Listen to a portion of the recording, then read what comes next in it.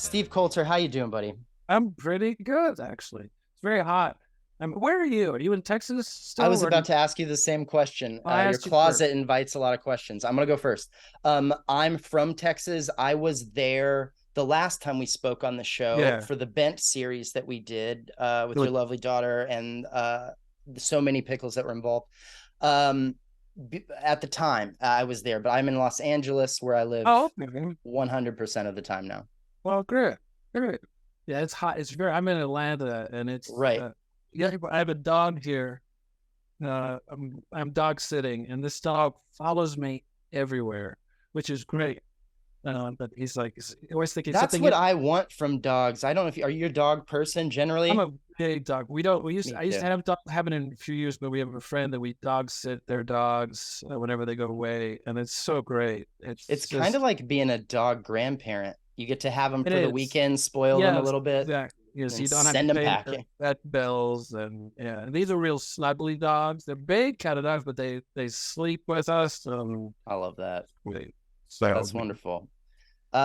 We talked last time, as I mentioned, about the Bent series, and we really got into that show and why you were doing yeah, it and the gravitas of all that. And then, of course, unbeknownst to us, the world imploded just yeah, 20 minutes crazy. after we talked. Yeah, pretty much. It was And like, so I got to start it off with the stock question that you haven't been asked yet. It's the only thing that I ask everybody, which is where are you from, Steve? oh, I was born in Canada, and I'm actually still Canadian, even though I left when I was about 3. And for whatever reason, I just kept my citizenship. And we moved around a lot. Not like, I know a lot. It's funny. A lot of actors come from military families and stuff. So we moved around. We moved to Connecticut, and we moved to South America. Then we moved to Cleveland, For which military reasons? no military reasons at all. And it was like we didn't lose a lot. We would live one place for a long time, Hmm. but it's still great that you get to, like, for example, living in South America, I lived in Colombia. It was back when it was a very safe place, but kids there I guess they just matured earlier. Hmm. So when I went from South America, and like the school where I went to was kind of an international school. There were Americans, there were Colombians, mostly Colombians. And then I moved to Cleveland, Ohio, which was this huge, and for ninth grade, and I moved to a neighborhood that everyone had grown up with each other. And it was more of a culture shock than moving to South America Hmm. because, I moved there. I remember it was the night before I was starting school, and I was listening to like a radio show, and they were talking about, people were calling in afraid of clicks. And I didn't know what that expression meant. I didn't know what a I don't know click. it. It's a group of people like a Oh, clique. clicks like a click of people. Yeah, and It didn't occur to me that one would perceive that as dangerous. So I didn't think that's what yeah, you were people talking about. were saying, and it was even scarier to me because I didn't know what this thing was. They So spell it with a Q or something. How yeah, very terrifying. I was already terrified because I didn't know anybody, and I Right. wasn't like a really social kid. So now I had to go to school like it was almost like a horror movie. I was like, I'm afraid of this thing. I mean, no, I soon learned what a click was. But yeah, and then so I was there. Then I went to the school, North Carolina. Then I went to New York, and then I came to Atlanta. Then What were your folks doing that was causing the move? Was it my personal, dad professional? he was my dad. He worked for an aluminum company. He was like a Okay. business. It was funny. Sales? Yeah, he was kind of it was Alcon Aluminum, which is like the equivalent of Alcoa, I guess. And Okay. he got this job down in South America, which was kind of a dream job for him. He got to run a plant, a factory, and he loved it. And it was kind of cool because we got to be rich for 4 years because the company paid for everything. That's We the had perfect amount, Steve. Am I well, we wrong? went. Yeah, well, I got to tell you, it was really it's ridiculous because we in the states we were middle class. And we went Right. to South America. We had a house that not only had a swimming pool, it had rivers that went underneath the house. I had my own soccer field, like my own soccer field. I had a horse. We had it's just so crazy. We had a maid. a cook, an ironing woman, a chauffeur, and a gardener. The gardener was my best friend. Um, You'd be lucky in America with a great corporate job if you get a Kia Forte. yeah, That's it the was weird best. because, well, I guess because it's how the society ran. Like, even if, like, my dad had a good friend that worked for the company that had an apartment, and even Right. he had it made because it was there's a whole stratus of the population that Right. you're supporting that. Um, and it was weird because then you come back to Cleveland, and I got, it was really weird. When I was little, I was 9 or 10 when I moved. By the time before I left, like the last year, I was 12, 13. I was very uncomfortable with that, so Mm, I hung out with the cook and the gardener. Like, I'd eat dinner with them instead of my parents because I was like, interesting. yeah, it was odd. And it was very sweet. Then I moved to Cleveland and we're back to middle class America, which is Was there fine. resentment from you at all on that move? All that stuff went away? No, I was actually looking forward to it because it was weird. My mom hated it because she was like, when we lived in the States, she had a job. She did, she was, back in that era, the late 60s, she was a housewife, but she had a job Mm. and she did a lot of volunteer work and stuff. And so when she got to South America, she hated it because there was nothing for her to do. Never She did, adapted to that and was like, oh, this is the new thing. She was like, yeah, it's not me. was not her. Yeah, Got it. she was very independent. And so when it was good to move back. And I just, back then, I'm sure it's different. There was nothing was an English thing. There was no TV. Like, TV there started at 4 o'clock in the afternoon. It was all in Spanish. Yeah. And then movies too. You wouldn't get, once in a while you get a new release. But the fun thing was that I'd see old movies like Gone with the Wind and The Great Escape on a big screen. Uh-huh. So I went to a lot of movies. But moving back to the States, I was really glad because you could read American newspapers and Sports Illustrated and stuff. So, but it was great because the perspective was that I just, all our teachers were like former Peace Corps workers. So they're these young, motivated, fun, interesting. And it came to the States, and I had like American history teacher who put everyone to sleep. And it was like, I thought, because I used to love school. Right. And then it became this boring thing. And so it was a great little exposure to a different world. And so, Siblings? yeah, let's see. I got two older sisters. I think I was a mistake. Uh, Sure. I'm way after, like, by the time I was 9, everyone had moved out of the house.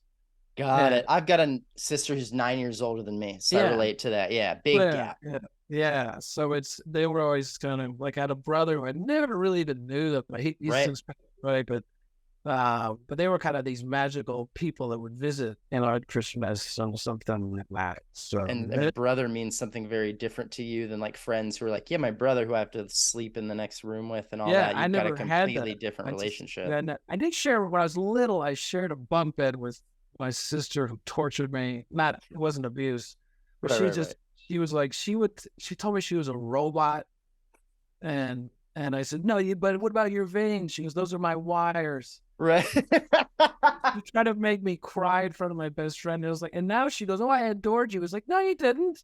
You didn't adore. It's a weird way to show it, honey. Yeah, you That is closed the so door on funny. my head to see if I would cry. I was like, yeah, I cried. I cried a lot. I was like, yeah.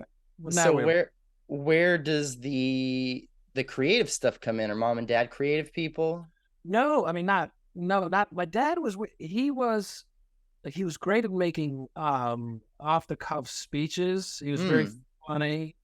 But in terms of, he was just business. And my mom, there's a lot, like, especially wives in that era. Who knows what they would have become? Exactly. Um, but no, I think I remember I saw a play in about, I think it was seventh grade. It was they're doing there was like a little community theater group Mm-hmm. in America of American little English people. It was English speaking, and I saw this play, and I remember thinking, I actually said I have to do that. It was kind of corny, but that bug thing, and it That was very. story comes up all the time on this show. I was It's almost real. pathologically shy because I remember, when Mm. you go through and in like English class and each person would read a Read a paragraph, paragraph, would right? be coming down the line, and I would start sweating. And one time I was doing a presentation in front of class, and I started crying. Oh and then man. go in with me to talk to a teacher about what are we going to do about Steve's shyness. But I saw that play, and then a couple of friends of mine and I, we did one of those little. They used to be like play magazines, and we picked some play and did it. And so when I got to the States, they had like drama club, and I thought, oh, I'll do that. And then I had a teacher. It was kind of cool. That when I was in ninth grade, it was junior high, which I guess they call middle school, and they had this program. It was called, what was it called? A humanistic curriculum. So for English, science, and social studies, it was a much more like for so you go out and do stuff. And for English, like this one woman had been an actor, I think, and she taught an improv class. And I just really took to that. And then one thing led to another. And I took acting classes at the Cleveland Playhouse, which is like their repertory company. And then I found out you could actually train to do this for a living. I almost became a cartoonist, came this close because I cartooned a lot out of boredom and Doodling and stuff. yeah, that's how I got through the boring. I used to doodle Right in the things, corners of all and your, I'd done yeah. some like children's books and stuff. And Emerson College in Boston had a Mm-hmm. really good computer department, but in their little, remember those catalogs you get?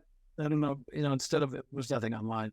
They Right, right, advertised, they had a cartooning program. And I was like, well, this would be perfect. And I right. went in an interview and they said, well, we don't really have that program yet. I said, that's like, You okay. sold it to me. Yeah.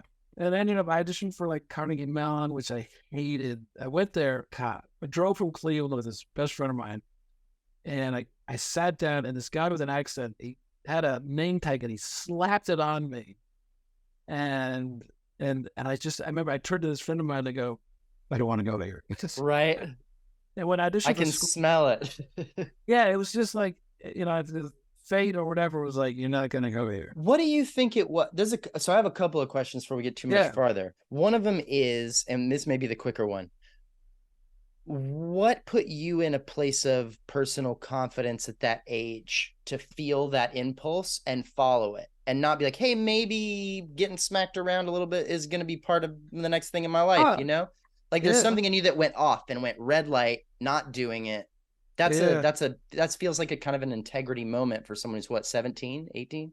Yeah. I was 17 really. And 16 when I knew that it was funny. I did a play in high school in my junior year, 11th grade. It was called David and Lisa. Okay. And these two emotionally disturbed kids. I was David. And it went off really, really well. And a woman came up to me after and she said, are you a professional? Did they bring you in from outside? And it was the first time that I went, well, I think maybe I'm good at this. I mean, I know I That like doing sounded it. like a compliment. Yeah. And it was the first thing I was like, okay. Because again, I was still very shy. Of course. And then I think, so I started getting larger parts. It's funny. One thing that's funny in high school, you start off in little parts. I played a butler in 10 Little Indians, but then they graduate. So Right. they don't have that. Well, now I guess if people die, but then you can sort of step up if you're pretty good. Right. And I really, really like doing it. And I got good feedback. And that must have been, this was the only thing I really had a passion for. Wow. And I auditioned for, there's a professional program at SUNY Purchase. And Mm-hmm. they were really interesting because I went to the school in Purchase, New York, whatever, and they had this old dean, this British guy. I think he had a cravat or whatever that's Oh, called. of course. A And, neckerchief. but he was great because of all things, the monologue I did was from Dr. Faustus, which is like a King Lear of roles. There, and this little 17-year-old from Right. Ohio, Yeah. voice was like that.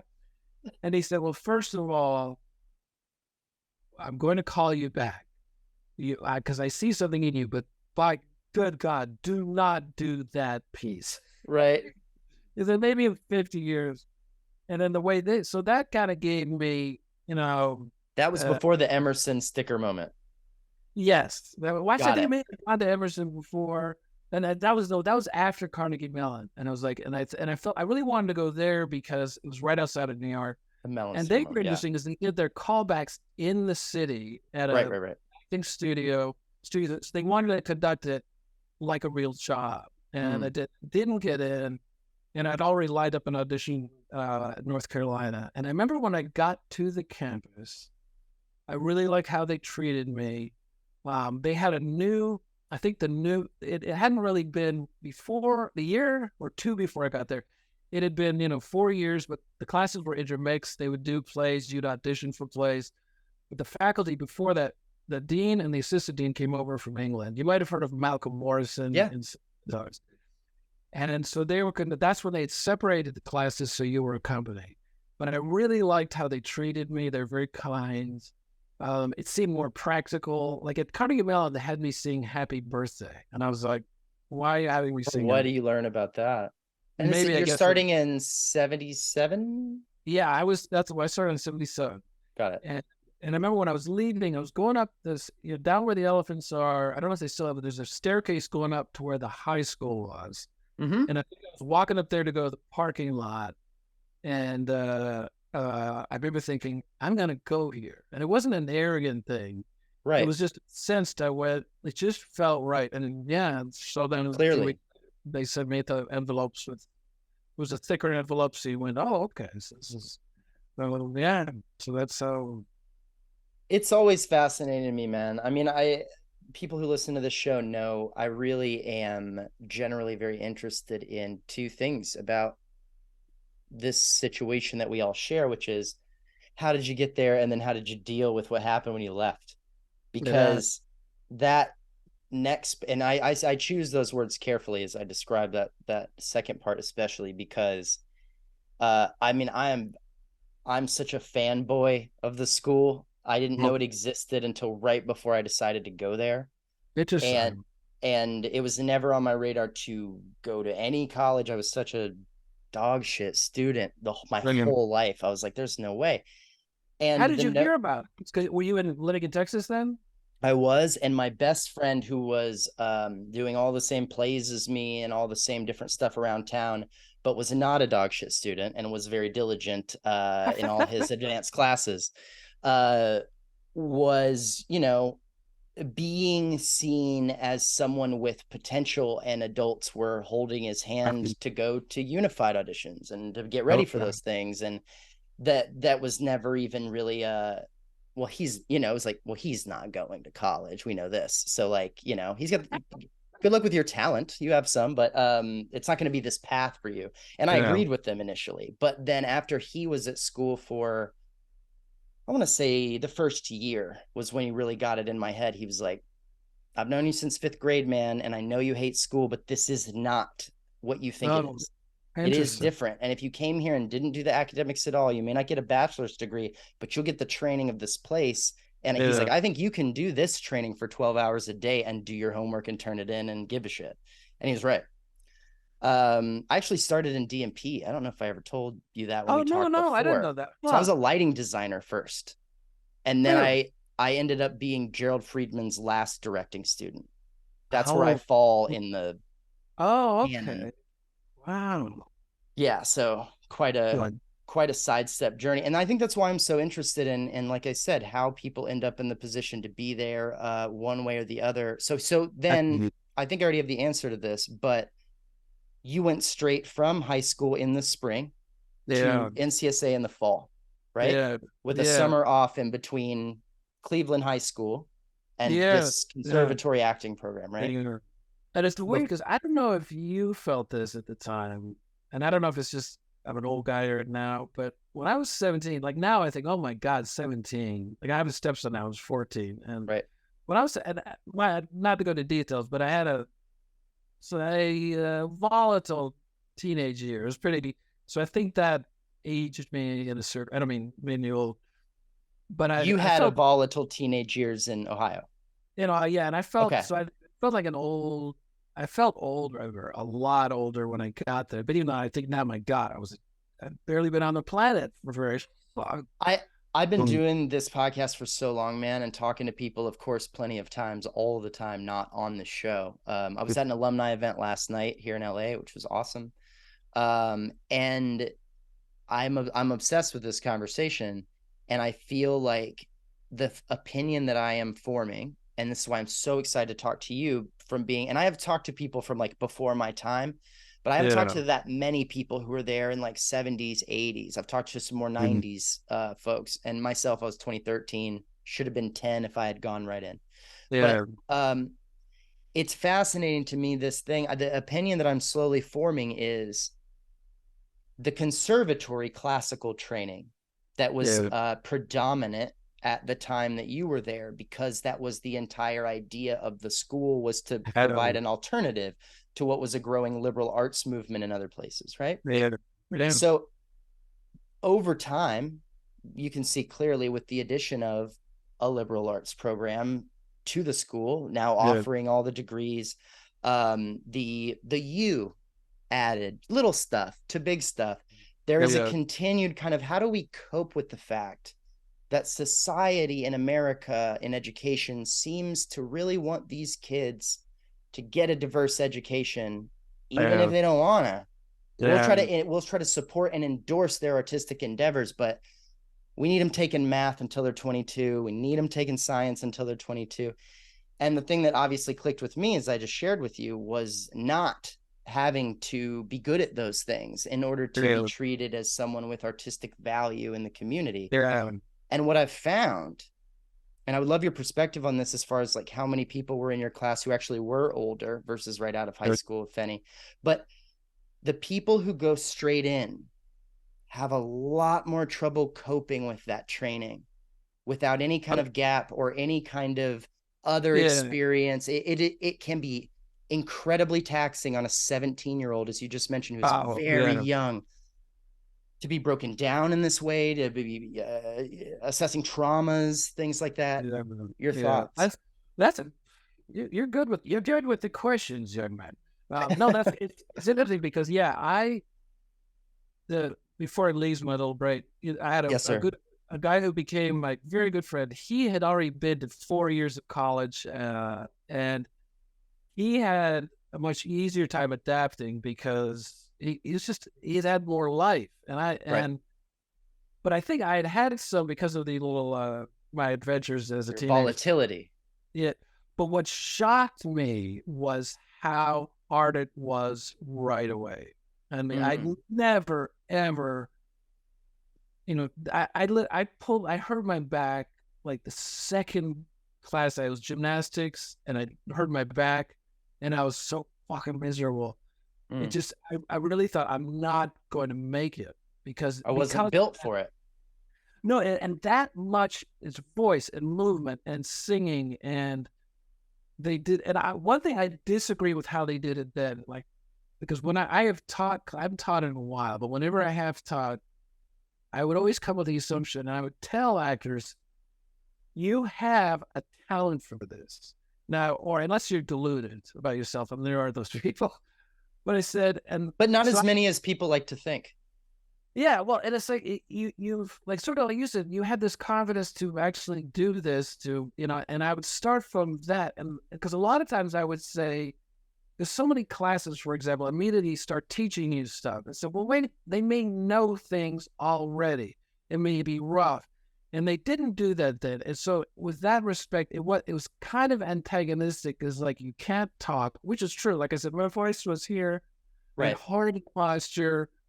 I wasn't, I was not a dog shit student, but I was a very average student in high Mm. school. I didn't excel. I was like a B, maybe an A now and then. Did terrible on the SATs. It was almost, I it never was took them. laughable. So I was totally overwhelmed. And fate gave me, though, a roommate. There's this guy, his name was Mm. Kick Bynum. This guy who was from Rocky Mount, North Carolina. His first name was Kick. Yeah, James Kick Bynum, because he was a martial arts phenom. He was one of That these. is such a cool like 80s name too. Yeah, he was just what, and this guy, he was so disciplined. Yeah. And I remember thinking, like literally, we had 40 or 41 actors that arrived Wow. on a Friday. Got it. By Monday or Wednesday, whatever, over the first weekend, I think 4 left because they were like, this is not gonna. If I had not had him as a roommate, I There don't would have think I been would. 5. What happened is I somehow chose, there was something competitive in me. I was like, I'm gonna match his level. Mm. It was also very encouraging, but also like he would get up really early, so I'd get up early. And then he was working on his voice.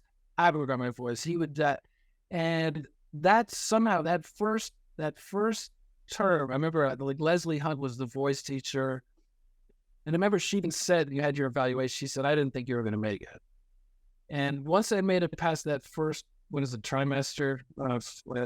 Yeah, Yeah. because I was fully overwhelmed and I didn't have that much self confidence. I remember sitting around, there were a lot of theater people singing theater songs, and I felt like such an outsider. Mm. And I didn't, and no one was going, "You're really great." That's why you got into the school, which is like, I wish someone had, because I was holding on by the like teeth to get through it. And I was remember being really miserable.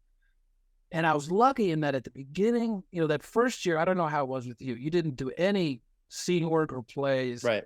all just classes. And I remember feeling just buried. I remember thinking, I'm not standing upright, I'm not talking right, I'm not whatever. And luckily, there was a teacher who was a director. She was also an alcoholic. But we Mm. did this play, and there was a little get together in one of the dorms, and she happened to come to it. She was a little tipsy, so she was talking. And she told me, she said, when we first saw your audition, we were blown away. Like, who is this kid?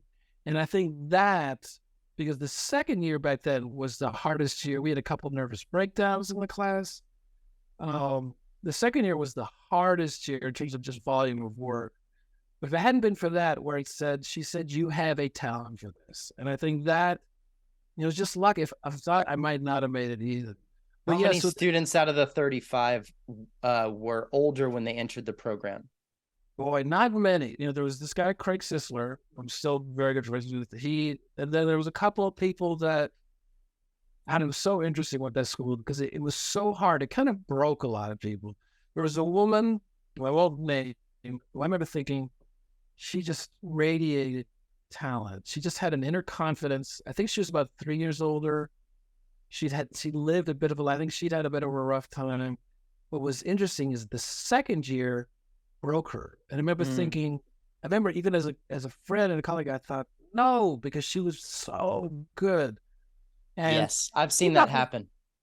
well, there's some people, I remember, they did, I don't think they do this anymore. At the end of the second year, they did this cutting. You'd get the They spring. stopped doing it in the early 2000s. And then I want to say about 10 years into the 2000s, they were still cutting people at the end of the second year, not by like half or like an arbitrary, we need to get rid of this many, but they were still doing like, you're not showing up, kid.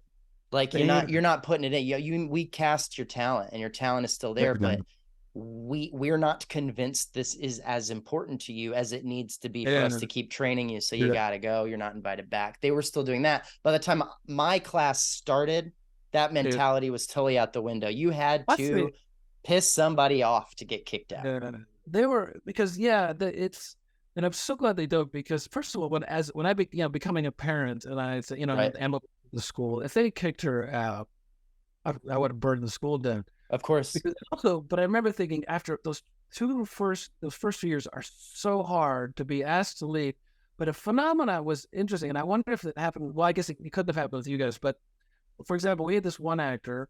She was kind of overweight, not there to, but she was good. But because of tension, she never really excelled in classes and scene work and stuff. And then it's interesting, they gave her a note saying she was being asking her to leave, or what's it called, artistic. Not asked back, probation or whatever. It was right before intensive arts. And then she did a project in intensive arts where she just soared because she was doing what she wanted to do. And they asked her, no, we want you to stay. And she's basically said, fuck you. I'm not going to. And I saw that pretty badass. Yeah, it was interesting because it was a lot of people in intensive arts did some of their best work because they were picking something they wanted to do, and their talent showed again. And I just remember, and I had my college girlfriend. We were very in love, and I remember it was the end of my junior year. I just won they had an award. I won some scholarship, so I was like, yeah. And then she got a letter saying she's being asked to leave. Oh, and I went to the snack bar and I threw a trash can through the window. Oh shit! Yeah, I was very mad. Yeah, but I didn't tell them, back up. I did tell them, back up. And then when, I, mean, I had a, I was very, I was You're like, I'm safety this is good. conscious. You know, Yeah. yeah, I need to back up. I'm not mad at you. And as This soon as demonstration is with your safety in mind, but it is absolutely uh, necessary. she was traumatized, and I know Of people that course. My girlfriend they was kicked out when I was a first year. and they don't, and it's like a scar because you invested so much of Yeah. literally your soul and your heart, and then to say you don't have the maturity then to go, well, that's their opinion. I mean, very few people Right. have Right. it. And I thought was almost, I know, and there have been allegations, the sexual stuff that happened, that, all the Sure. lawsuit, which is horrific. Of But there was course. also there's also kind of an emotional abuse. And I thought that was just, and I did at the time, I thought, well, I guess that's just how it is. But, as Right. an older person looking back, it's like, that's just, you can't do that. It's just acting, it's like, and they were also cutting the art classes down.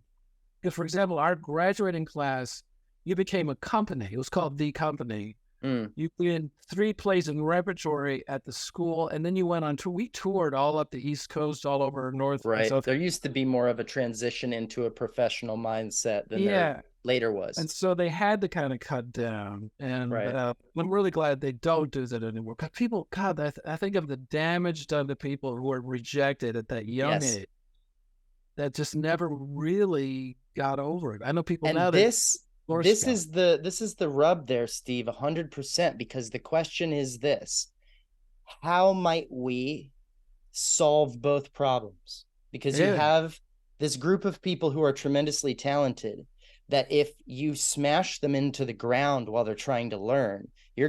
you're going to smash the talent out of them, or at least the enthusiasm to pursue it. And, Then you have this other group of people that if you apply focused pressure on, that's what they need to succeed to get yeah. to that level. Yeah. And you have this gray area of what any individual who is entitled to their own feelings and opinions Yeah. on what is abusive to them. Yeah. If it's sexual or physical, that's quantifiable. We can just be Yeah. honest about, hey, this happened or didn't happen. But when you get into verbal abuse, which is real, when you get into emotional abuse, which is real, we got to start parsing what exactly that means and how it affected people. And Yeah. I think the thing I'm coming up with as a complete amateur who talks to his therapist's wife every night is they're too young for this. That's a that it's they're exactly, they're too young for this.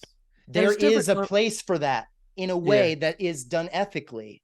But Yeah. 17-year-olds, by and large, and maybe we could argue even more so today than 40 years ago, are not prepared for that level. We do mental fitness and physical fitness tests for the military that are so rigorous that people who want to be soldiers with their whole being aren't allowed to be Yeah. because they're not.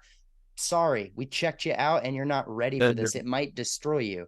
But we Yeah. let these kids go into the 70-hour a week emotional turmoil thing Yeah. Well, based on yeah. an interview and how good they did with their monologue from Faustus. It's like, Yeah. And it's also I like there were some people who were asked to leave because they just fucked out. They wouldn't of show up. It's course. like, hey, I'm doing, and that's fine. That's not gonna And be they're this in like the way of your work. exactly, and that's a consequence. But when you have someone, because talent is so subjective, I'll never Of forget. course. I remember there was an intensive arts, and it was the only time they do, workshops in the morning, and then you do your Right. little practice in the afternoon. And I was doing a scene study class, and there was a guy who was 2 classes before me, and he was doing, I think I was doing some American, like the Miller or something, and he Okay. was terrible. I remember thinking, Okay. and he taught me a big lesson though. I remember when I was directing or teaching, and I just thought, I remember thinking, this guy should not be an actor. He just doesn't have it. But then, like 2 years later or a year later, they were doing Rosencrantz and Guildenstern are Dead, and he was playing Tom the player. Stopper, yeah. And it was, the stylized, heightened language, and he was fun. Just gave me Right. goosebumps. He was phenomenal because that was his thing. Yeah. And it was like, I went, oh my God, I was so wrong. I'm like, yeah, maybe he can't do Arthur Miller or Sam Shepard, but my God, I could not come close to doing what he's doing. And I remember thinking, when I taught like scene study classes, I would always try to find, like I say, well, this is not in their wheelhouse. And some actors have a wider wheelhouse. And that was the thing about asking people to leave that's so subjective of like one thing. I mean, one guy was asked to leave because he really never lost his North Carolina accent, but he was such Mm. a good actor. And I don't understand, like, and then you think of Holly Hunter or people Yeah, I who's was like, just about to cite like 40 people that eliminate that argument. yeah, well, and a part of it, they were training repertory theater actors. So it was, Sure. you It had to do was it, an which is really era. interesting. And when we graduated, by the time we graduated in 1981, there was very few repertory theater. Like when I was in Cleveland, there was a resident company there from actors from New York or wherever. They'd be there all year, and you'd have a lead role one night, and you'd play a small role and have Mice and Men the next night. But those theaters didn't exist anymore, and it was Mm. all being jobbed in play by play, and that we weren't prepared for that. But yes, so I think it was that, like, you have to be incredibly versatile. But some actor, like Paul, somebody like George Clooney, Yeah. no, he's not incredibly versatile, but he transforms his soul into every role, and so there's Yeah. what that they should have. I just wish they stood back, because again, I've seen that horrific damage done to young people, that this is their only life, and you really damage them, and that's just, It's a dangerous game to play with kids. yeah. And I never, like, a lot of, I'm the only one, I think, from my class that's still an actor. There's there's Mm. one leftover in Chicago, still an actor, and I guess there's another woman, she's in Chapel Hill, Kathy Hutter, who acts and teaches. So there's three of us. But very early on, a lot of people just didn't do it. They got out, Yeah. and they don't think they were really prepared. Going back to what you said, I think they should have been nurtured, not coddled.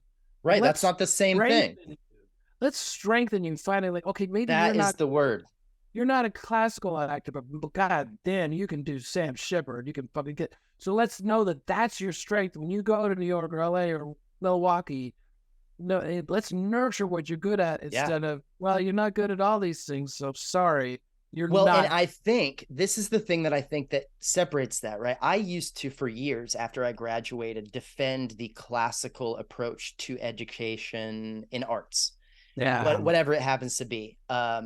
Not as if you shouldn't also take a modern class if you're a ballet dancer, or you shouldn't again, also take a musical theater class if you're an opera singer. I'm not against that, but you're knowing that that's kind of like a out of the wheelhouse. Let me stretch so that I yeah, can then service the main thing. yeah. And I think that my attitude has shifted on that, because I think what I loved about the classical training that I'd never had before was really just the volume and the specificity. It wasn't the rigidity of it that I was in love with. It wasn't that it was some old program that Laurence Olivier took and now I'm taking the same thing. It wasn't about, I didn't care about the name Meisner. I didn't care about I just teach me how to be better at all this stuff. That's all I care about. And the state schools that some of my high school friends went to, or the even the acting like programs that they would join, it felt like unfocused, all over the place. Learn a little of this, learn a little bit of that, and by the time you leave, you're jack of all trades, a master of none. And I wanted the focus. I want to talk about acting and directing every day for 12 hours. And that's what I loved about the classical thing. But now my brain, after all these conversations, is reimagining a program, a way of teaching this that says we are going to work at that volume for people who are a little bit older, 20. We're going to work at that volume, but we are going to do exactly what you just said. I love that you used the word. We are going to play to your strengths. We are going to identify and cast you into our company or troupe or whatever we're doing and say, man, he might be one of the greatest clowns we've ever met. It doesn't mean I'm not going to make him do Death of a Salesman to learn. But I'm not going to let the kid get twisted about thinking like I'm supposed to be as good as that as I am at doing stand-up comedy. It's you're not helping that artist grow when you say you need to get an A in every class. And use those, like, I remember when we had, the period where I worked on Shakespeare, and I remember thinking, we went in, so like you said, incredible focus and learning and pentameter, and I remember thinking, my God, because of that concentration, it certainly made anything else after that easy because of that kind of analysis. The thing, and again, what I got from that school was discipline, because I didn't really have that discipline before. And it taught you to do more than is asked of, because anything after that felt easy. Because I remember when I had directors after that would sort of be tough and be like, I'd seen so much tougher than you. It's like, we had, you may have heard of him. His name was Tunç Yalman, this Turkish Mm-mm. director. He was ruthless, but one thing I liked about, first of all, he liked me for some reason. But he was, and the one thing was not because he's cruel to women, which at the time I didn't know. Because you But didn't experience it directly. That no, happens to but he was us. like, if you were late, if you're 5 minutes late, he goes, "Baby, you are 5 minutes late. You have stolen 5 minutes from my life. How will you ever pay me back?" Right. And, and he would just, and my when we were in senior year, they I had like these that. called these what was it, the TCG auditions, where Mm, you'd go. They had them in Atlanta, of all places. You'd have two monologues, a classical and a modern, and you'd go and do them for like a conference of regional theaters. right. And supposed to pick, and it was me and three other. They had like four from the class, and I got picked. But you just chose a faculty member who would be your coach. So I Got it. chose Tunch because I knew he would be honest. So we sat down. He always had a cigarette, and he watched me do my two monologues, and he just sat there and he went, "Well, baby, if did not know you, Steve, and I was watching this, my opinion would be, well, he has no talent. He has been training for 4 years, and he has no voice. He has no sense of text." He goes, and I was like, but it was like, he was kind of right that way I did the plot. I just wasn't very good at the time. And then he helped Right. getting, but, And to be and clear, if that quote is accurate, which I am sure that it yeah. is, he did not say you don't. He said if I No, was watching this yeah, objectively with no yeah, context, yeah. you did not show me all the stuff that Yeah, you but he learned. also reminded me, he said, I know how good you can be. You did not show me that right now. Right. Let's find that again. Which again, I wish they could stand back and, like you said, some of them, oh yeah, you really sucked at Death of a Salesman, but thank God you kill it in Restoration or whatever. Right. And they could have not damaged, because again, one thing I did is I think part of it because I don't know if I just had a sense of self because of some of Mm, the stuff I've been through of like, and I was competitive not with the other people. with I was yourself. like, I'm gonna like I almost didn't come back my senior year because they kicked my girlfriend out. Right. And I was doing a job in Cleveland at the Great Lakes Shakespeare Festival, and I thought I could become equity, and then wrote me a letter. And I remember because of the league auditions, which they call showcase now, I'm going back. I'm gonna fucking mail those auditions. Yeah. And I sort of went back with a vid, and I think that kind of there was an anger and a kind of an ambition that got me through that. Mm-hmm. Uh, One thing I did not get a lot of, this just being specific to my experience, I didn't get a Yeah. lot of acting training. And it was interesting because I learned the most when we'd have a guest director Mm, and they just treated you like a professional. And right. again, you had to go back to your talent. But then they gave you some text analysis and stuff. We did have a pretty good text analysis class, but I learned most of the stuff once I got out on jobs. But what I did get more than anything was the discipline, and because they didn't break me, Right. uh, and that's something that has just been in my bones since then. Now because I learned how to work, and I knew how. I remember, where the second year you're like, I'm going to prepare a monologue. I have to prepare this mind presentation. I also have a final exam in philosophy, and you said there aren't enough hours, and now I know why people have nervous breakdown. But once you make it through Right. that, and it's not, it's not like a melted. But if you can I remember thinking, if I can make it through that, I can make it through anything. And nothing has ever been as hard as that. Right. And so, I don't have a lot of opportunities to ask this question, so I'm going to take it. Uh, Tell me about the experience of your kid going there, man. that was odd. That was From very, very, just like maybe a little bit of how it got there, and then what it was yeah. like for her to be there, Well, coming home in the winter and shit. yeah, I never thought she wanted to be an actor. I mean, it's funny because Emma, her favorite thing is, I mean, I should have seen it coming, but her favorite thing to do is from the time she was 3, was play pretend and play Mm, old fashioned. She was always pretending to be on the phone. I don't know. I don't know if I told this story when we talked before, but it's such a great lesson in yeah, acting too. please. She always she talked like we had this neighbor called Lori. She pretends she pretends she was on the phone. She had a little toy for go, hi Lori, yeah. And I always thought, God, it really sounds like she's on the phone. And then we had a minivan, and she'd be in her little car seat when she was like 5 or 4. Well, I guess 4, not 5. And she'd be on the phone going, yeah, I'm talking, da, da, da, da. So And it's, busy, always so busy. yes. And she had a little friend that was like a real athlete, and the little girl didn't want to play pretend. And Emma was like, what is wrong with you? Right. And the one time, this is a great acting lesson. I was teaching a class. Emma was probably about 4. I was teaching this class, and there's this woman. She had a scene where she was on the telephone, and she had written out what the other person was saying, and it still just didn't sound. And the way I work the class is you do a scene one week, and then you do it again after notes the next week. And I was really kind of stumped as I can't. This is a good actor, but it just sounds just fake. And I was talking to Emma in the car, in the week before the next class, and I said, Emma, she'd been on the phone talking to some pretend person, and I said, Emma, in my class there's this lady, well, she has a phone call and it just doesn't sound real. And Emma said, why doesn't she just pretend she's on the phone?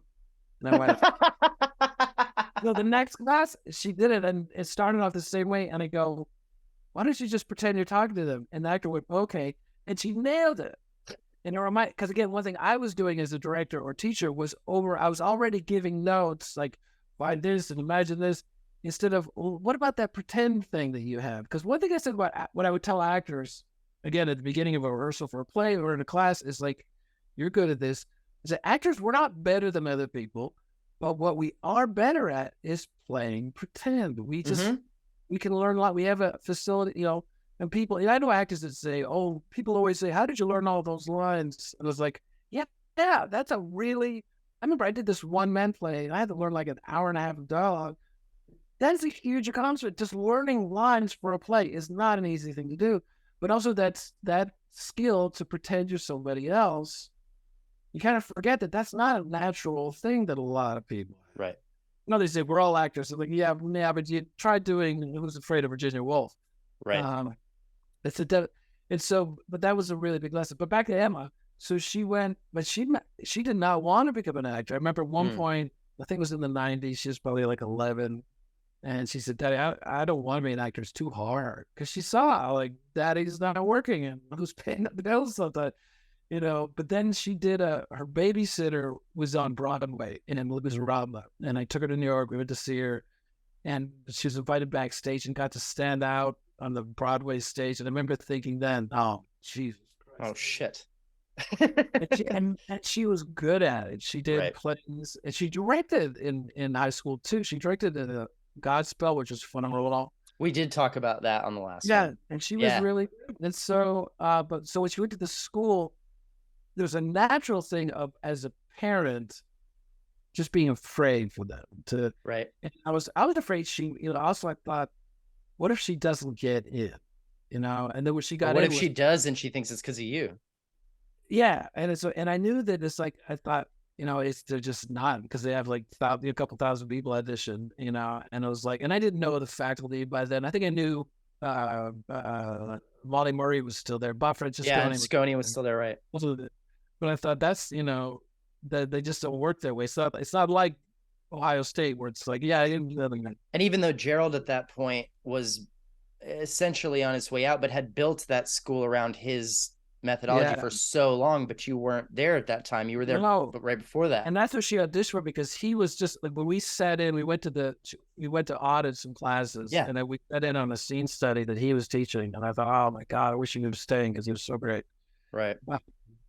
And she got in, so it was a mixture of relief and then like, oh God, it's gonna be hard. Like I know they'd gotten kinder and gentler, but not that kind of gentler. How did you approach keeping her from breaking the way that you did? It's the same way I do now that she's in New York. Because I wish someone had told me to just stand back and keep a sense of humor about things. That's great advice, dude. And because I did. One thing, that friend of mine, Craig Sisler, the older guy, we became best friends. And that, and I moved off campus as soon as I could. So that helped me keep her perspective too. And I really did just keep your sense of humor about it. And I saw the pitfalls where I'd say you could only do, like when she'd say, I have 7 classes to do. So I said, you're not. I remember she just said she said, thank you for telling me this. But I said, I remember I wanted to excel at each thing. And I said, you're just not going to. You got to pick that one or two things that you really want to nail. And if it means like, if you get a C on your whatever human emotion class, your academic Yeah, class, yeah, yeah. this you're just going to have to. And she's an 8. She's really motivated. And I thought you're going to have to let a couple things go because otherwise they will all suffer. I think that's one of the most practical things for the school that I told her. Do you always have that attitude with her as far as like giving her room to play to strengths? And then as a result, like how did she have that diligence? Well, part of it is in her. Is I think part of it is she was a tough little kid, and she was. This is a story that I always remind her of.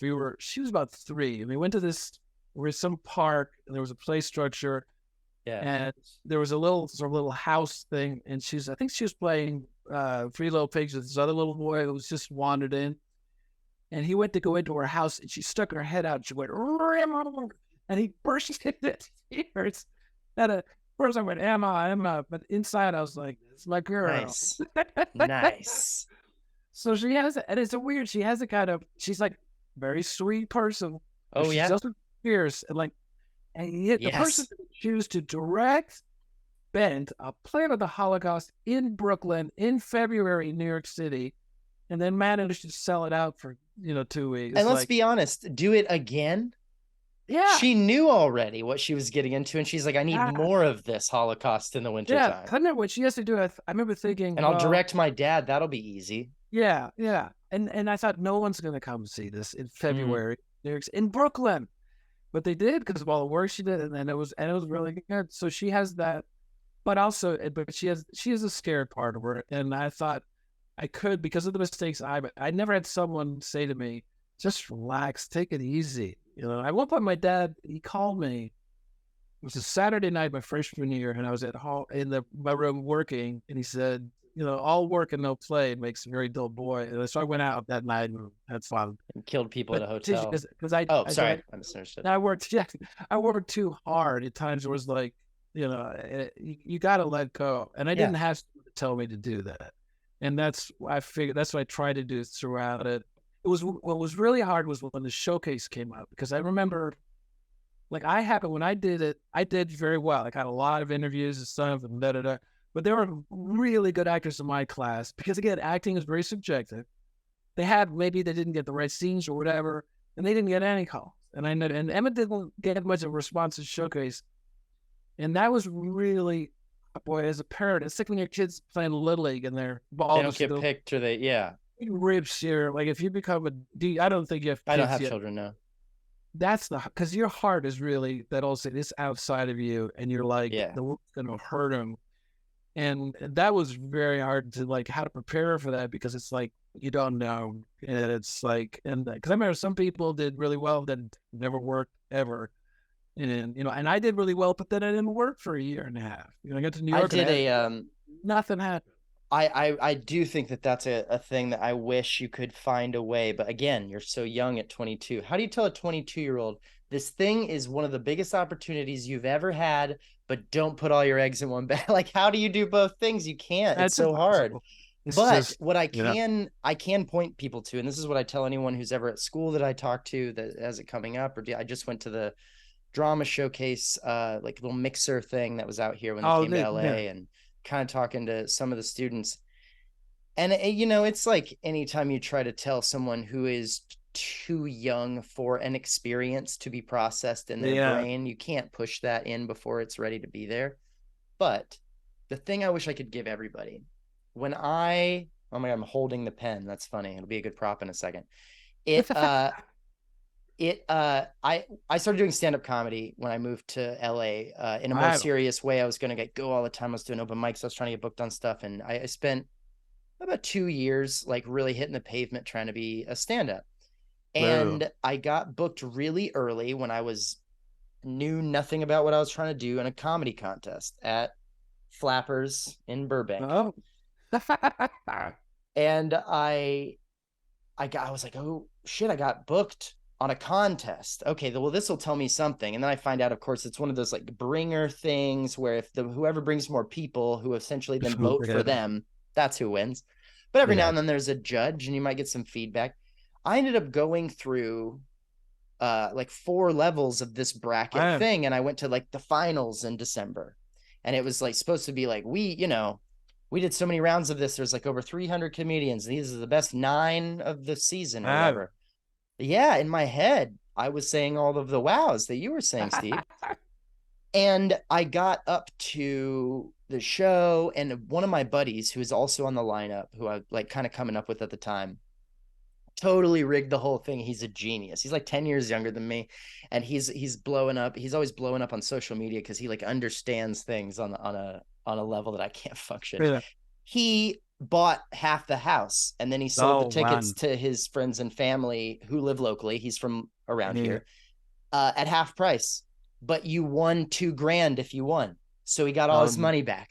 Oh, wow. Brilliant, deserved to win, and funny. Didn't cheat, funny guy. Yeah. But he totally stole it.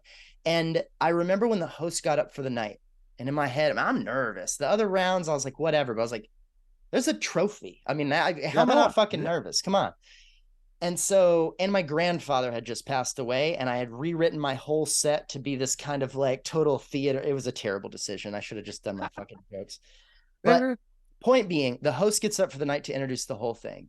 And he goes, ladies and gentlemen, welcome to whatever Uncle Clyde's whatever it's called. Welcome. Everyone's like, we got 9 comedians for you. Best of the 300, whatever. And he goes, and of course, you all know the previous winners. And he names off like the last 7 people. And no one's ever fucking heard of any of these people. And he goes, anyway, all right, let's get started. Like, he set the tone for the thing of like, this is fun and we're going to give a trophy and this is all good and fun. But like, we're not a star maker. This isn't Johnny Carson's couch. Don't get it twisted.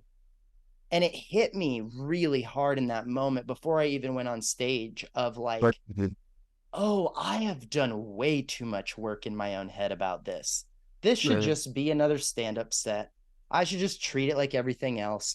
And if anyone ever even remembers it in fucking January, I'll be like, yeah, that's what it deserves.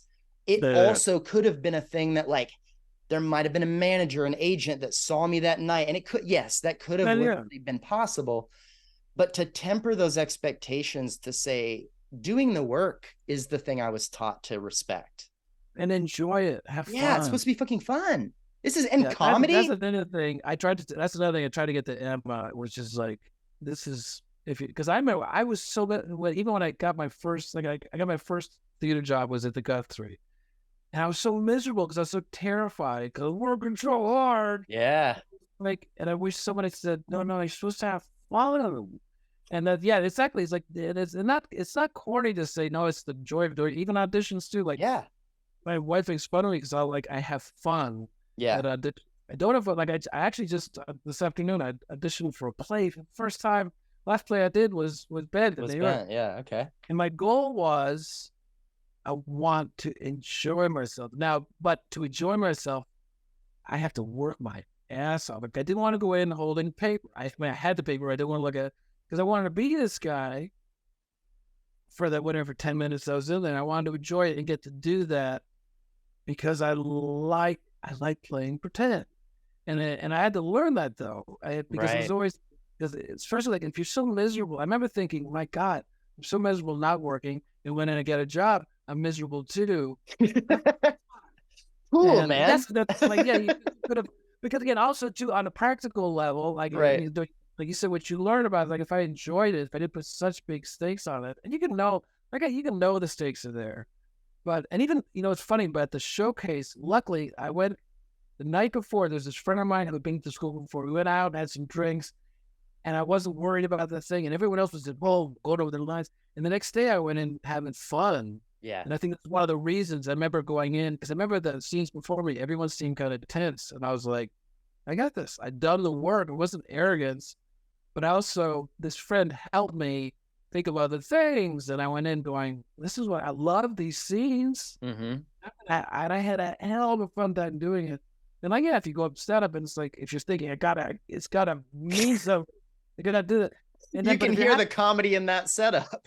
Yeah, exactly. It's like, It's yeah, and that's ridiculous. nothing. There should be a person on staff at every conservatory that is just the person that comes around and goes, "Don't forget, this is supposed to be fun. You chose this to not go and study accounting or art history because you love this. You Yeah. love praying." And I remember thinking, there's movies I get to do now. Like we're doing. I remember one of the Andre movies. We're like running through this mist. We're grown ups. Like I was 50 something at the time. Patrick Wilson is like Right. a little young, and we're like, after they went cut, and we looked at each other. It was like, can you believe we're grown ups and we get to do this? Yes. And And those it's like, sets feel different when yeah, everyone's there. well, it's just, and it's just silly. Because even when you think about, Daniel Day Lewis and in the last of all, he's still dressed up like an Indian and run around like I did when I was 11. Right. But I think that's part of it. That's the joy. Yeah, and you do all the preparation and you live and I've done this stuff where I immersed. I mean, when I did Ben, I dug into all the research and the thing and how people stood and posture and this and the Hell of a spiritual, mustache. politically, hell of a mustache. But also, it's like, but behind it all is like, I get to be somebody I'm Yeah. not, and I get to sort of play not seeing more scary thing. But that should be a constant reminder to have fun, because when you have fun, you get a confidence. Like Right. nothing like that feeling of love. I can't wait to go in there and do this. Whether it's you're about to go on stage, or you're about to shoot, or you're about to do an audition, Right. versus like, I got to get this. And then there are auditions where you go, I got to get. Sure. But I think that sense of fun is so contagious. I It's a bet hard argument when you're young, and I think it's like you said, it's one of those things that you kind of have to soak in it to really let yourself be reminded of that after losses and successes and both. And like it kind of wears on you. I remember I saw an interview recently. I saw the clip, but it wasn't a recent interview with Michael Keaton, and he was saying he kind of almost exactly what you just said, dude, of like, I spent years being miserable, especially in auditions, yeah, until they handed me the contract and I signed it and I knew I was going to have money. I was like, this is terrible. I hate this. And he goes, and then one day I realized the audition is the work too. yeah, yeah. Both. It's both. The gig is the work, but the audition is the work. And so when I started realizing that every time I go to audition and I have to, drive to the valley or do whatever the thing is, and I'm on the way and I'm going through the rigmarole or I'm making the tape, I'm thinking, I'm going to work. This is the work. Yeah, This is the thing I learned how to do. This is the thing I said to myself I want to do.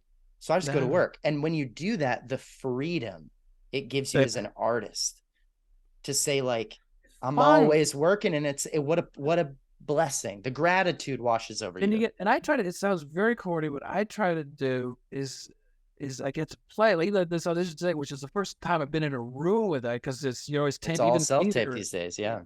And I went in, I got to see there's an actor in Tyler's there before me, and I was like, but I love that old competition. I was like, oh yeah, well, I gotta do it. And it's fun. It's just like, and I went in and it's like, and I left going, I did what I wanted, and I got to surprise myself, and I got to be the guy, even if I don't play Yeah. this role. Yeah. It actually be inconvenient, because it's like, it's a play. If I do it, it's like, I'm gonna go broke for a couple months. And, but it's like, but I got to have fun. And it's like, but again, in order to do that, well, for me, and maybe it's a work ethic thing too, I have to get to that place where I'm not thinking of the lines. I'm not where I get this sort of, I can do stuff that I didn't think about. Like, Mm-hmm. so stuff will come out where it's that part of you that's like that, the talent part. It's that's Because like you want to do the work before you get the job, because the work is fun. and I have pride. Like, I want this. I want to go in there going, that's the best I Right. can. Right. And that's not like, especially because this film audition for stuff where it's like, sometimes now I'm a little lucky that I can go, I don't want to do that. Like in the role recently where my manager was like, you got to read for this. And I was like, I played that part. I don't Right. want to do that. I can imagine being there. I'm 63 now, and there's less time in front of me than there was behind me. I don't want to waste my time. It's like, I want to do stuff that is challenging or fun, or getting to work with a director I really wanted to work with, and Right. which didn't have that. I'm very grateful I have a little bit of that luxury. where I can be a little choosier. Sure. But again, it's just like, did I tell you the analogy? Well, if I'll start to say it, I was doing a play in New York, Mm. and I was 1984, and it was great part, great little play, but I was working too hard, and my Okay. acting teacher from North Carolina happened to be in New York, came to see the performance of the play. And he came backstage. He goes, "Steve, that was good, but you're shitting grapefruits." And No, I and didn't. I do not. I would remember the yeah, you story. don't remember that? I thought I you were. don't recall. And it Go was on. true. I was working so hard. I was shitting basketballs I because got it. great role. It's really, really. It was just such a great role, and I wasn't having any fun. He said that, and that really changed. It was really a big turning point in my acting because it's true. I was working so. And when I look back at the rehearsal process, because part of it too was 24, and it's like everything had. I gotta get really successful. I'm in New Right. York, Of and then course. You in a hurry. got to get the better at this. Instead of like, you have this great, it was play. Angus McLaughlin wrote the play, Mm. and it was great. And so, but and I've told that a lot when I've been directing and stuff. I say, "You're shitting grapefruits," and I tell that Yeah. Yeah. story. Yeah. I'm gonna steal it. Yeah, I A do. great Because line. you can work too hard at anything. I remember we did Diary Van Frank, and I remember the first.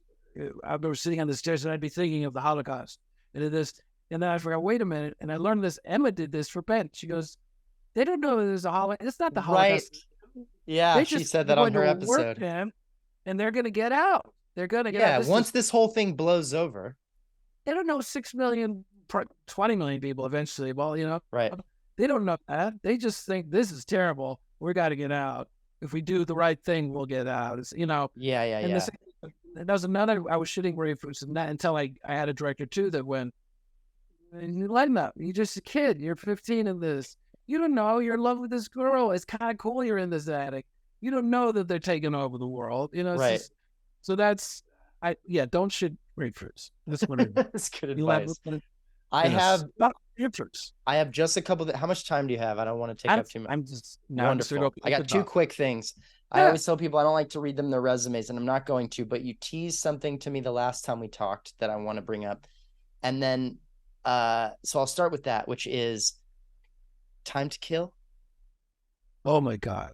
I just happened to mention the title in a list of like, hey, one day maybe we'll talk about this. Anyway, let's get to Bent. And you said to me, I got a great Time to Kill story. And I was like, I can't wait. And that was like 3 years ago. So I'm very patient. Want the Time to Kill story?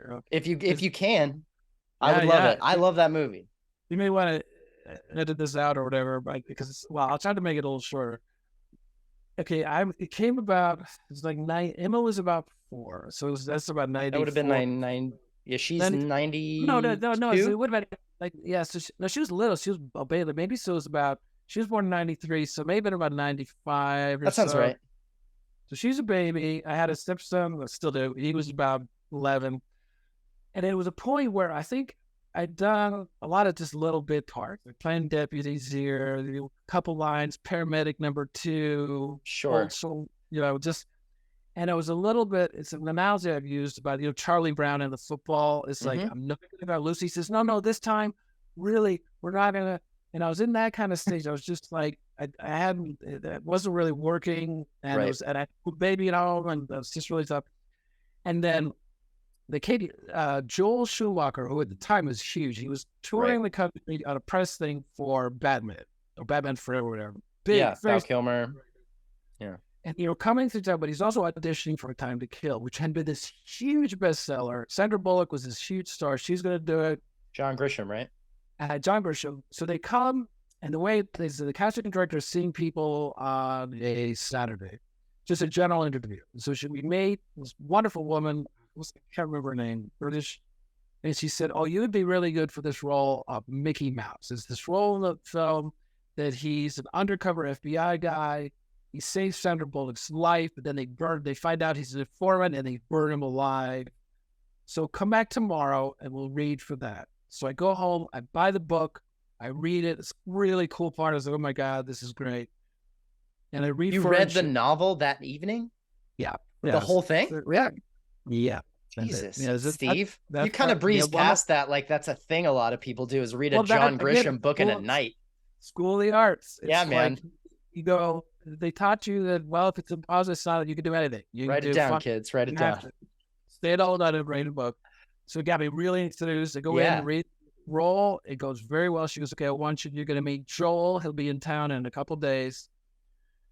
So a couple of days goodbye. I memorized the scene, about 3 scenes to read for, and I go in, and my memory of it was that it was at the Four Seasons Hotel, which normally, you know, these auditions you go for some TV movie, be it like a Holiday Inn. So They Four shoot that in Seasons. Louisiana? They shot it in Mississippi. Okay. We'll get to. Got it. So this is around June, I think. And so, so again, it's like Charlie Brown was like, come on out. So I didn't want to, like, okay. And then, okay, I'll come and read with you. And then you're going to meet the director. So I was like, okay, I'll come, I'll kick your football. So I go in and it's in a suite. So they have this little lounge area and they haven't called in anyone else for my role. There's like 6 actors, all for different roles. And I went, wow, so that's pretty good. I go in and it's Joel Schumacher and the producer, just 2 people. And they're very friendly. And I do the audition, and then there's this pause.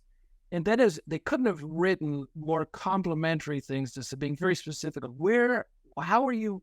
Why don't we know about you? This kind of stuff. And I almost cried because it was a very hard time. New dad, you know, not thinking. And again, also because I moved from New York with Atlanta. And part of that at the time, I felt like I gave up. I remember thinking, you're a real actor. You're in New York City, you're in Los Angeles. And I remember thinking, and people have said, well, I guess Steve Coulter gave up, you know, and I was doing some plays and stuff. But here I felt like I'm going to be redeemed. And they said, you are wonderful. This is you. You brought things to the character we didn't even see there. It couldn't have, it was ridiculous. Your first nailed audition of that level in your mind. Level. Yeah, it was like, and I'd done theater, like I remember my gut 3 theater audition, I kind of nailed that because I wrote a song for it. Oh, shit. Yeah. I'm highly motivated. Yeah, so and I left talented and humble, it seems. Well, I left it. A week later, my agent calls and says, Warner Brothers called. They're very interested in you for this role. I mean, they weren't putting me on hold or anything. And again, in the hindsight, it's like they would have been more specific. So back then, there wasn't a lot of trades. There's nothing online or stuff. But I remember reading some announcements saying, well, they've cast so-and-so and so-and-so. And then a month went by. Then it was August. And and then the casting director of the agent said, well, no, they're still very interested in you. I said, for that role? They go, we think so. And then they said they're going to start shooting in Mississippi in September or September, I think. And then it was like a couple of weeks before September. They said, well, you're not up for that role anymore. But they really like you. And I was like, okay. So I'm still like holding on, like, okay. Like to be their friend or what? So then they go, you're going to be, they've cast you, you're playing the Klansman. And I went, okay. The Klansman. So they send me a script, the whole script. Not Yeah. And I look through the script, read it thoroughly. There's no the Klansman. Now there's a big scene, there's a big long 10-page scene. There's this big, they have this big rally where there's these, the black population of whatever, and then you have these Klansmen come, and then there's a riot and firebombing and this, and I went, I guess it's somewhere in there. So I'm back to being Charlie Brown. I'm like, okay, a role that doesn't have any lines, and then, and then they're paying me more than I've ever been paid, double scale, and I'm like, wow. They say, do you want to fly? Or they'll just give you the equivalent of money to drive. And I went, I'll take the money. I got a 2-year-old there. So I drive to Mississippi. I forgot how many states there are. I thought there was less. I forgot there's Alabama. The hell is Alabama? I got through Alabama. No, it's like, Alabama and then Mississippi. Is it? Okay, and then Louisiana, then Texas. Yeah. Oh, yeah. Okay. So, thank you. I got you. They put me up in this suite. I'm like, okay. So now I'm getting... Take care of the Klansmen down here. It's like that. And I was like, well, maybe this is more than I thought. And I said, so they called it the next morning. I'm going in, it's like 5 o'clock in the morning. I get in the van and you don't know what you're doing. Don't know what I'm doing at the Klansman.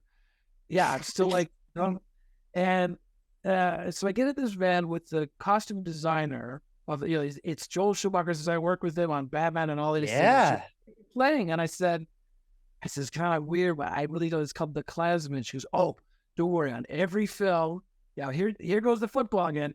Joel, like one actor, and he finds a place for her that he really believes in. So I'm like, okay, I'm great. I'm but go into makeup, and they get me all sweaty. I have my little Klansman's outfit, and I have a lot, and look, I'm all set. And then we go to the town square. It's still dark. It's very early. And the holding place is this little chapel, I guess my memory of it.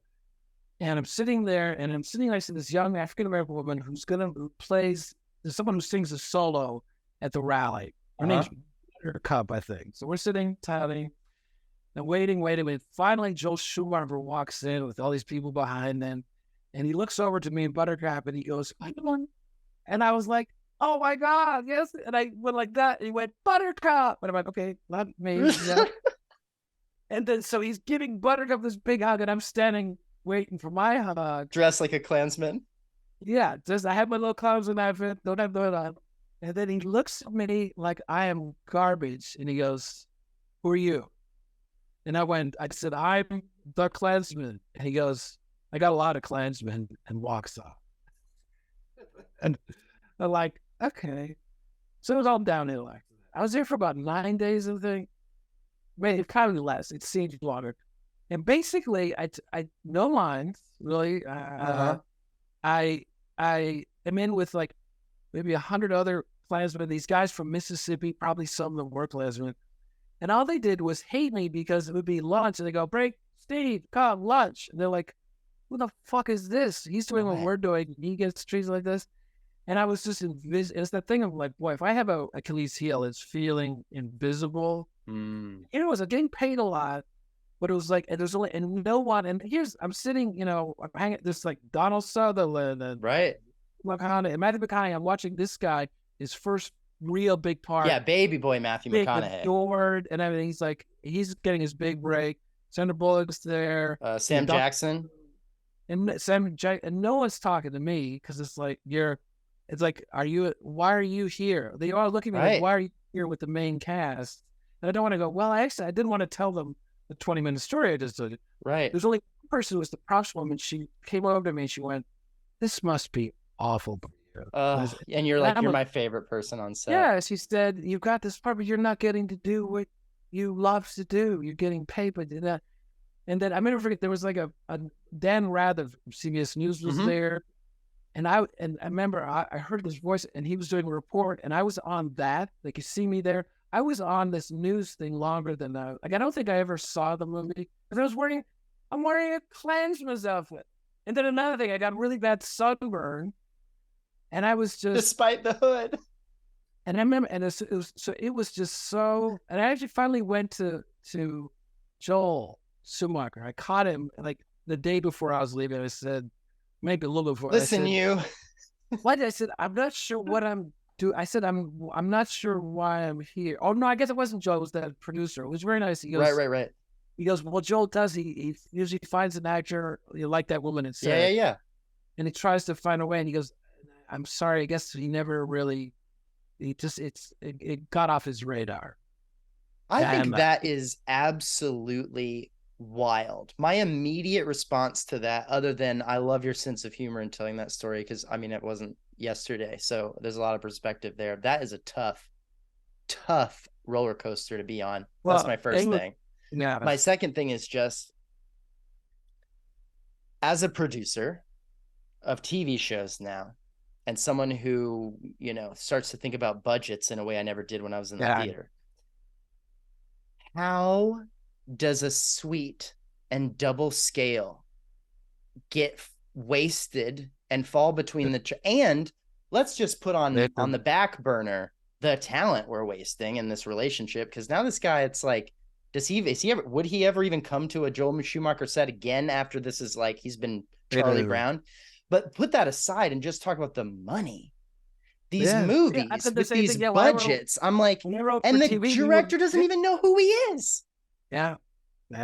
We would never. When I wrote for Talavera, we had to make sure if this guy has one line, it's got to be worth it. Because we're gonna have to pay him way more. Yeah, and the thing is, when I drove back to Atlanta, I lived they stopped in the car. Of So I course, just bud. thought, because I felt like I'd find over, and I remember there's a song by Mary Chapin Carpenter called Jubilee, Uh-huh. which I just happened to have that in a cassette, and that song came on. That's what made me cry because it's all about, you know, come back.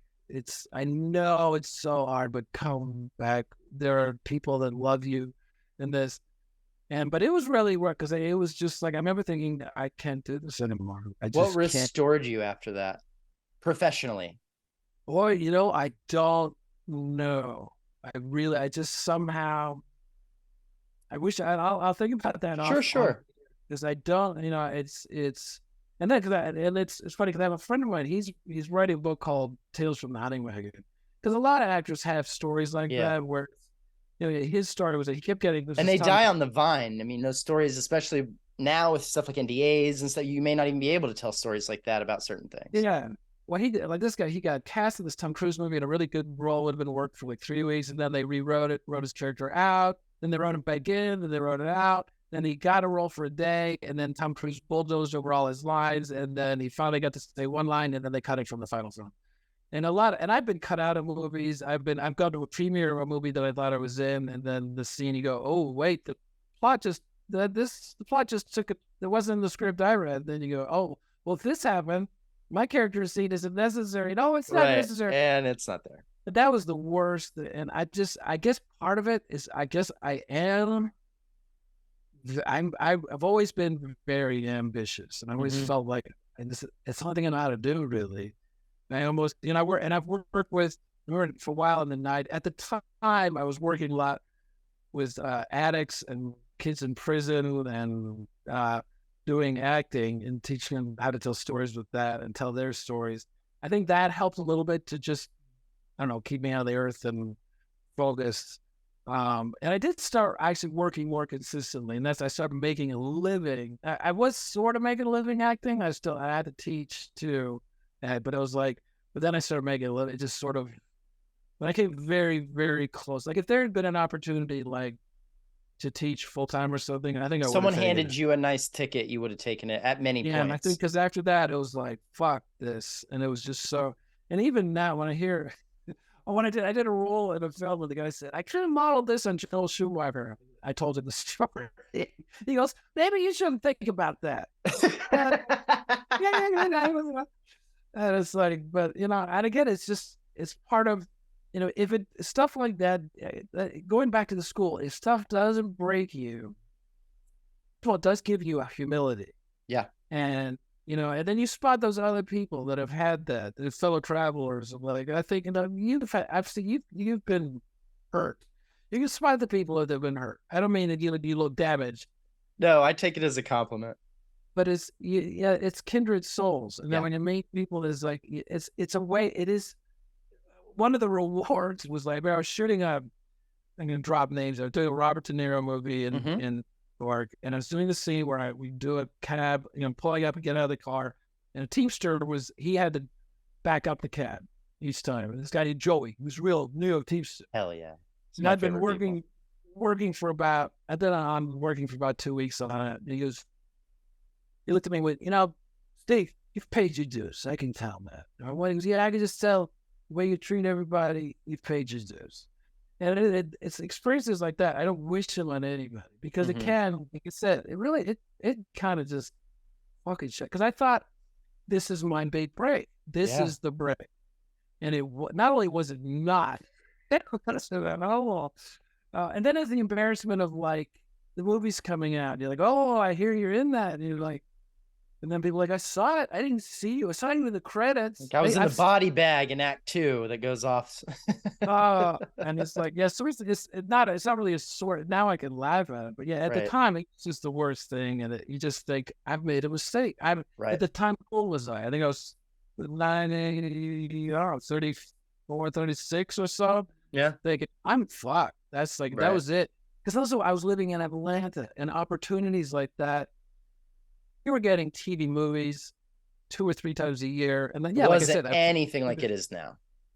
nothing. No, Right. not. And you had to go to Wilmington to go play a cop for a day. Right, on And Dawson's Creek or whatever so it I was. thought this was my chance, and Yeah, it's caught. And when's that going to happen again? right. So, All the but movies they shoot in Mississippi. it, All right, well it, that leads me to my very last thing. This is a kind of a double-edged sword for me because I'm a big fan of you, man. I've really enjoyed talking to you. I'm a big fan of you just as a person, but the problem is it's hard to be a big fan of you as an actor because you do a lot of scary shit and I don't watch that stuff. neither do I. I don't And like so scary shit. that was going to be my question. I'm looking at this list and I just kind of glanced at the hits here and I remember seeing you on Walking Dead because I had a girlfriend who was into that show, so I started watching the zombie shit even though it wasn't my thing. And I ended up getting deep into like, oh, I think I watched through like 7 or something. So I've seen that. And but I was looking at this list just kind of at a glance, like, oh, okay, cool. But I'm like, Conjuring, Annabelle. I'm like, man, I can't, when am I gonna get to see this guy I like do some acting? Because I'm not watching this shit. Check It out the rest of it. terrifies me. Yeah, and I stopped because well, what happened is How did because you end up in all that stuff? James Wan, because I did one scene in the first Conjuring, the Okay, Shadow Woman got it. scene. I don't think I was extraordinary. I just did my job. It was one little scene. Then a year later, he calls me up or sent an email or something saying he's wants you to do this like a big role in the Insidious 2. Mm-hmm. Mm-hmm.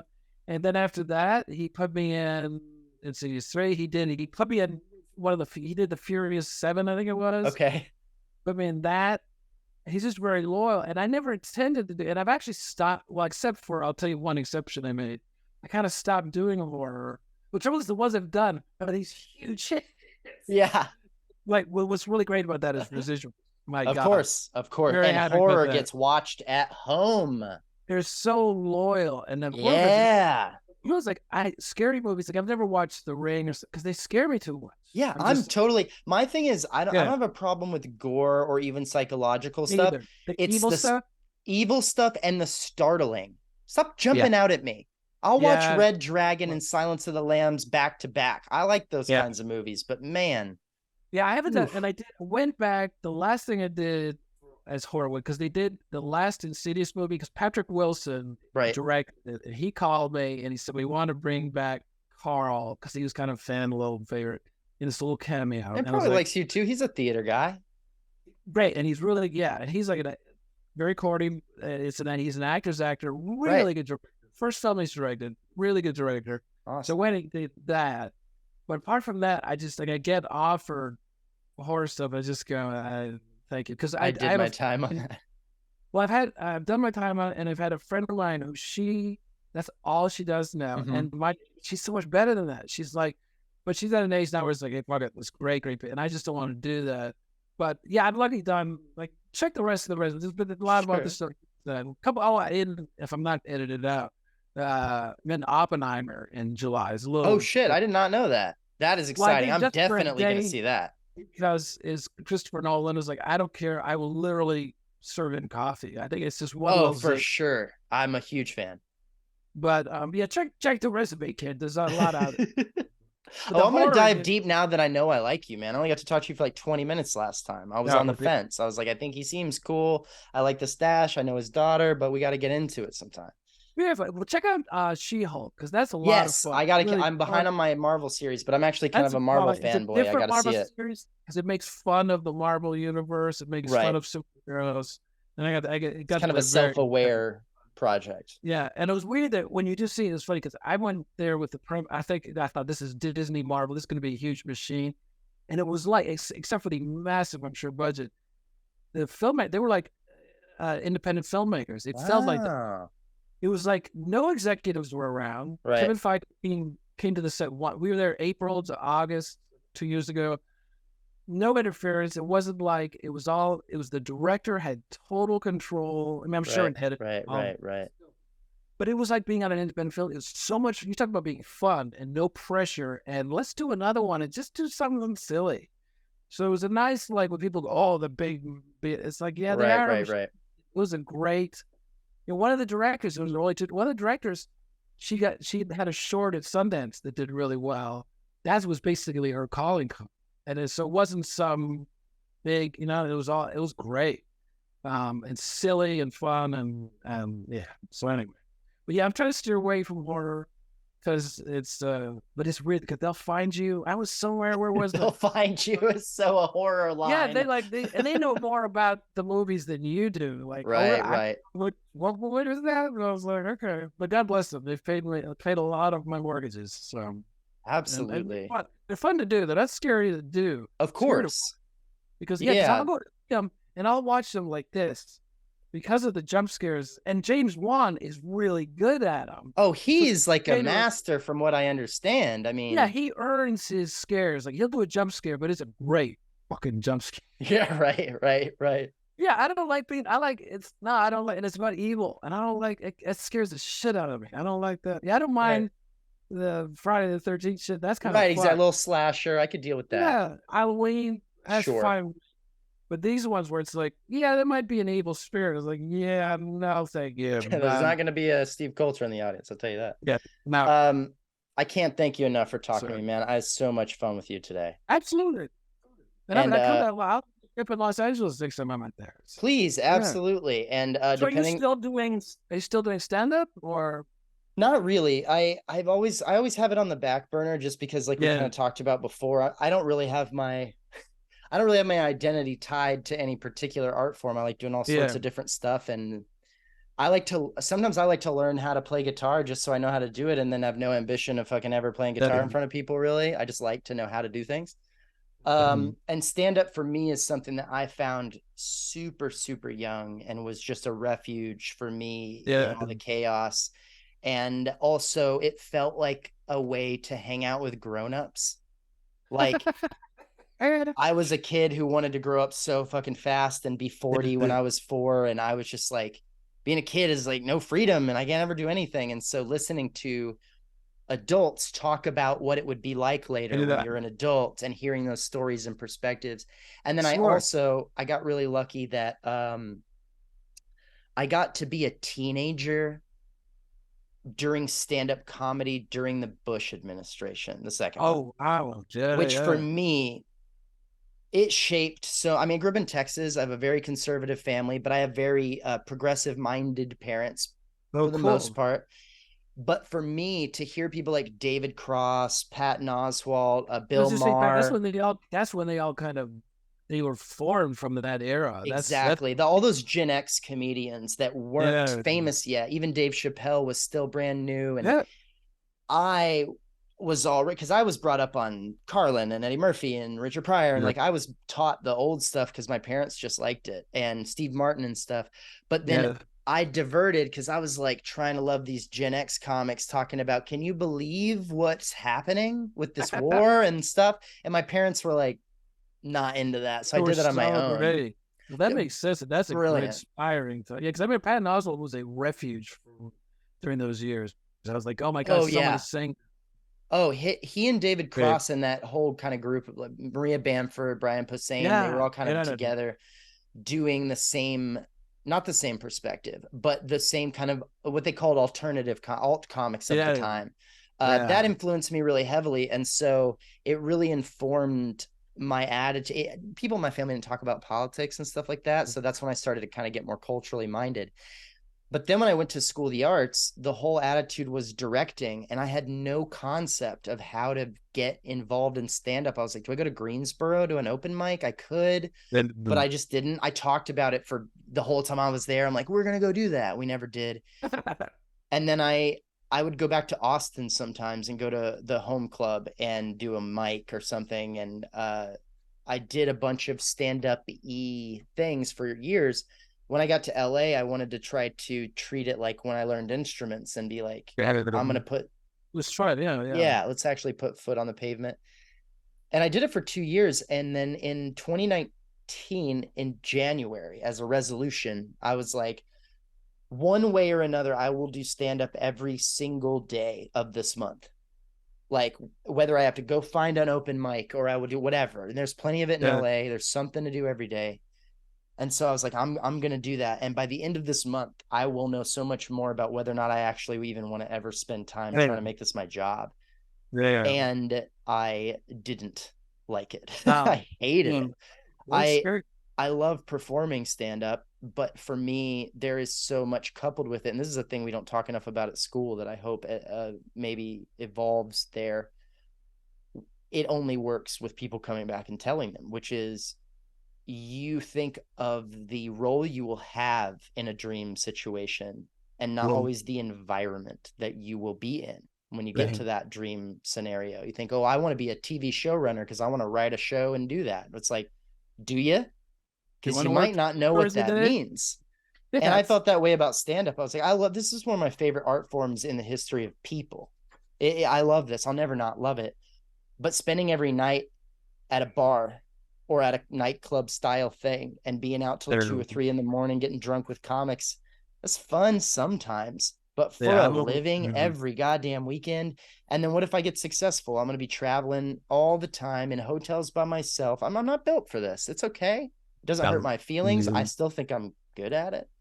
I ended up opening a comedy club in Austin that I ran well, for a couple of years. where are Um, but even that, I was like, I don't like administrating this either.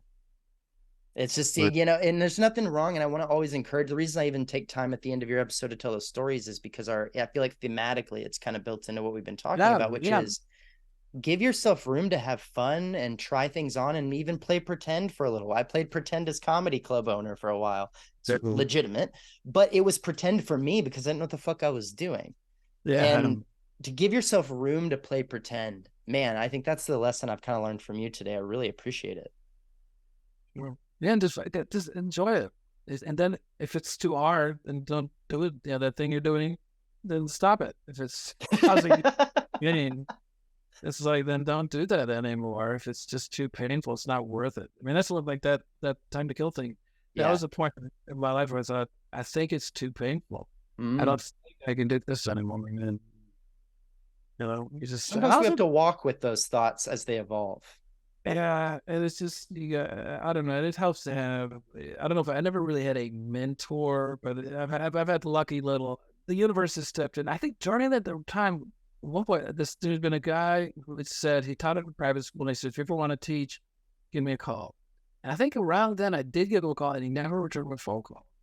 This is the universe's And way if of he look. had, right, If he had, who's to say? I remember it was like, yeah. So yeah, that's not it. Is have fun and also allow the universe to step in. Do as much work as you can, but then it's not all up to you. Whether it's a god or some lady named Sally at a desk in New Jersey, I don't know. But there is some kind of magic in the world that will Yeah. point you where you're supposed to be and kind of put up walls where you're not. Where it's if you just if you've been going at it for a long time and just like you said that's not the life you wanted. And you did the work. You went, I'm going to do this. I'm going to take this month. I'm going to do this. And the world went, thank you for doing that. It was good to do. Instead of, because then you don't go, well, man, I never did that. I was going to do that. I was going to devote a month or two to do it. I'm You just, no now you regrets can on my go. deathbed, guy. Yeah, then because that's the thing. Yeah, you just want to, I'm a big believer in do the work and let the world point you where you're supposed to be. Because I think if there isn't that kind of a thing in the world, they were all alone and it's a desperate, sad thing. And I don't want to live like that because I've felt that at times. Where I'm sure you have a lot of people. Yeah. Where you're like, there's a great scene in Cool Head Luke. Mm. There's Yeah, Paul Newman. It's taking a really bad role, Paul Newman in the movie. And it's pouring rain, and the other guy is a big lightning storm, and all the other prisoners are in the truck, and he's out there talking to God like, "Just show me what's going on." Right. And he goes, "I'm just standing in the rain talking to myself." And it's like, I hope we're not just standing in the rain. I hope there's something. Hey, at least we're talking to each other, man, because I think that's where that comes from when we need make it. the world. Just try to make the world a little bit better. Try to, because I think that thing I said about feeling invisible. Yeah. Oftentimes I'll remind myself, try to make someone feel seen today. Because it's a hard world we're living in, and that's funny. But puppies. I was gonna say, enjoy your puppies. That's the other advice. It's just that you see life's so hard, and there's so much, and it's just like to make someone, whether it's, I know it's corny, but like person that publics or something, like just go like generally, how are you doing? Are you at the end of your shift? Is this like, or someone, because we all feel unseen, and I think it's one of the things I don't think movies and TV and theater It's not like I hate when actors get up there and go, we're storytellers and it's not some but we can make people feel less alone. And you can do a story that goes like someone goes, oh my God, that's how I wish I would act, or God, that's what I went through. I'm not alone. I do think that is the noble thing in the art form. Right. But I think in humanity, that's the thing that we can do is to make people, make the world a little less hard on people. Just Yeah, you don't have to make art to give people that moment. no, it's just go. Oh, that's really cool. That's really. That was really cool what you said. Then that's cool. Sure, and That's I dated a girl once who told me a story that one of the things she learned from her mom when she was a little girl is one day she got into an elevator with her mom, and there was another woman in the elevator, and they stood there for a second, and her mom kind of looked over and said, I love your bag. It's so cool. And she was like, even when I was like 7 or 8, she wasn't giving some backhanded compliment. It wasn't a dig. There was no agenda. She just genuinely liked the thing that girl had and wanted to let her know. And she calls them elevator compliments. And I love that, which is like, give those I try to tell every time I genuinely think someone's shirt is cool, I do that exact thing. I'm like, that's dope. I like that. I know, like I wear I don't have them here, but I wear glasses, and then I remember, and so, hey man, I like your glasses. I always compliment glasses. Didn't change my life, but for a couple hours, I was like, yeah, that's all we need. That's all. Just a little bit, just to feel heard. I feel seen, and that's what make the world a little bit better. When you die, it's like, was the world a little bit better because you were here, or did you make people's lives a little less better? Right.